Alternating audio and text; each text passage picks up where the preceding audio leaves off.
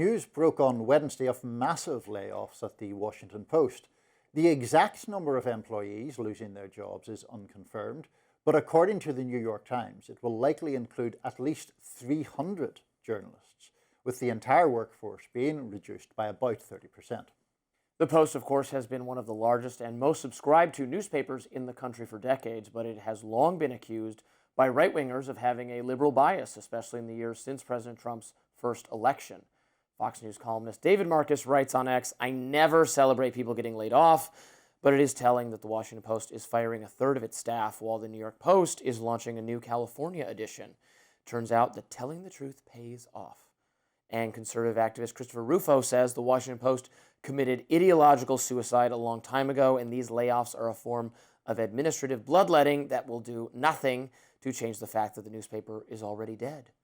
These layoffs come along with a major reorganization of the Post newsroom, including shuttering the sports desk and its book section. The Post has faced subscriber losses and fewer visitors to its website in recent years, with some on the left boycotting the paper after it declined to endorse Kamala Harris in the 2024 election.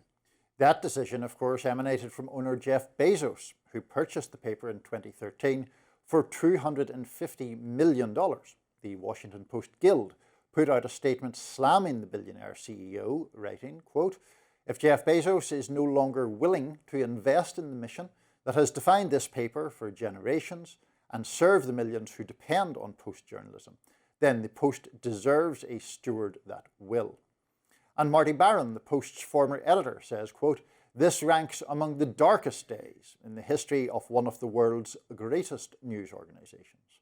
The Washington Post's ambitions will be sharply diminished, its talented and brave staff will be further depleted, and the public will be denied the ground-level, fact-based reporting in our communities and around the world that is needed more than ever." In addition, the paper is expected to be greatly reducing its coverage of foreign news. Lizzie Johnson, the Post's Ukraine correspondent, was apparently one of those affected by the layoffs. She took to X on Wednesday, writing, quote, "I was just laid off by the Washington Post in the middle of a war zone. I have no words. I'm devastated."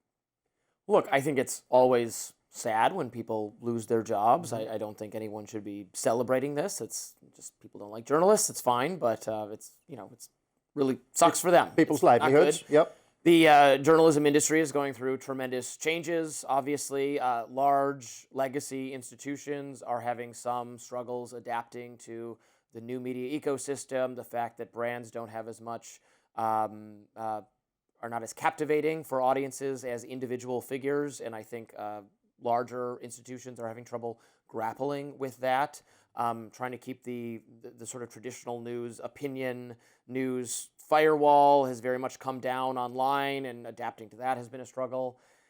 But there's just no way around the fact that Jeff Bezos owns it, and it loses money, and he doesn't want to subsidize this version of it anymore, and it's his paper, and I don't know how. I see a lot of tweets to the effect of, well, he has so much money, he could afford to lose money on it for free. Okay, but it's his money and it's his paper, and if he doesn't want to, I don't see where you get off saying that. I mean, I think the argument is, if you're making the argument as some have, that, oh, it's all about money saving. I mean, Bezos splurges $75 million on a Melania Trump documentary that makes about a tenth of that back, but somehow he can't sustain the Washington Post. That's he wanted to do that, and he didn't. I mean, no, I know, I understand. He splurged on an expensive dinner on Tuesday and not on Wednesday. It's just my money. Yeah, but I understand that he wanted to do that. But I mean, it is a completely plausible explanation that he wanted to do that because it's effectively a lobbying payment to the Trump administration, which I think people are rightly critical of.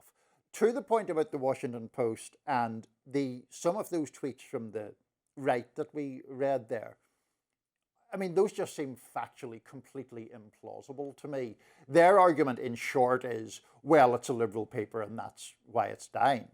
It's no more liberal than the New York Times, which is doing very well and has managed these things far better. Yeah, because they have Wordle in connection. Well, also, there are other reasons beyond that. But also, like, for example, somebody was using the comparison with the New York Post. The New York Post lost money for years and years, if not decades, but was sustained by Rupert Murdoch from profits from other parts of his empire because he believed, presumably, that it was worth having a presence in the biggest city and most important media market in the country. The other thing about this sort of, well, it's because they're too liberal. The biggest problem in the recent past for the Post was Bezos's cowardly insistence that they didn't publish that editorial, which, aside from the ethics of it, cost them about 250,000 subscribers. So this idea that the financial problems are a consequence of what conservatives think of it as its liberal tilt or tint, I just think is obviously untrue. I do disagree. I mean, he bought it, what did we say, 2013? So he had this paper for 10 years. He did not, I don't think you would disagree, he did not do very much editorially to initially alter it for 10 straight years. He had a product that was presenting a point of view that he evidently does not agree with, to the extent we can understand his politics seem to be somewhat along the lines of my own politics. He has now finally said, you know what, I own this media thing. Other tech people have bought media properties and have used it to reflect an ideology of the owner. Why haven't I done that with my newspaper? It took him a long time, but now he wants it to promote, what did he say? Free markets, civil liberties, things I think are good, and that is his vision for the paper, and it's his paper. So that's what he wants to do. But I think we're in a sense talking past each other to a degree here, because you're arguing it is his right to do that. Yes, it is his right to control a property of his as he wishes.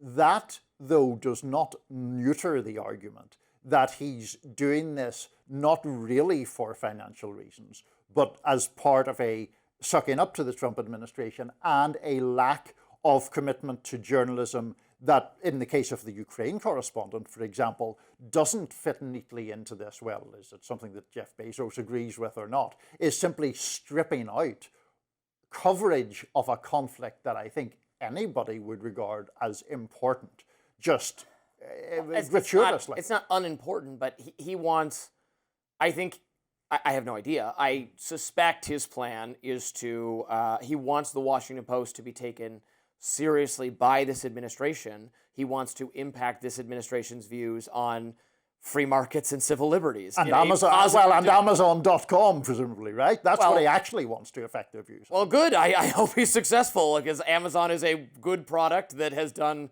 tremendous, that has reduced human suffering in the world tremendously. And if he gets the if he persuades the administration that free markets and civil liberties are things they should take seriously, I mean, that would be a good thing from my view, and maybe not on Amazon specifically, but probably from your view on civil liberties at least. Well, the point is that it is a vastly wealthy man using that wealth to influence an administration in his favor. Of course, I have problems with that. I don't think that multi-billionaires should have the outsized influence on our political culture that they do, or have the outsized influence on presidential administrations that they do. Well, I guess that's a broader topic. They do, and I think they should, they have their speech rights and their rights to advocate for policies that they think are good. We disagree on some of those policies, but I'm not even sure we disagree on the policies he is most likely to affect, right? He doesn't want the tariffs.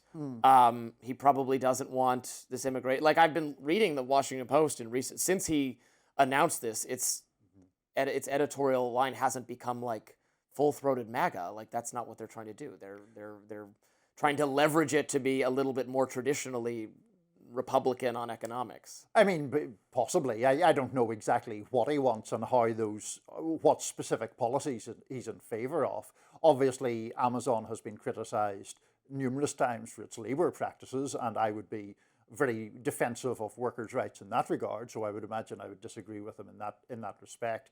That, in a way, brings us back to where we began, where at least we do have common ground in being sad for people who lose their jobs, regardless of our divergences on whether the underlying decision is justified or not. I mean, I certainly hope anyone who got laid off while in a war zone had some kind of forewarning or is going to be able to get home safely or whatever that entails. For sure. Thanks for listening. A lot more to talk about on Rising. Please stay with us.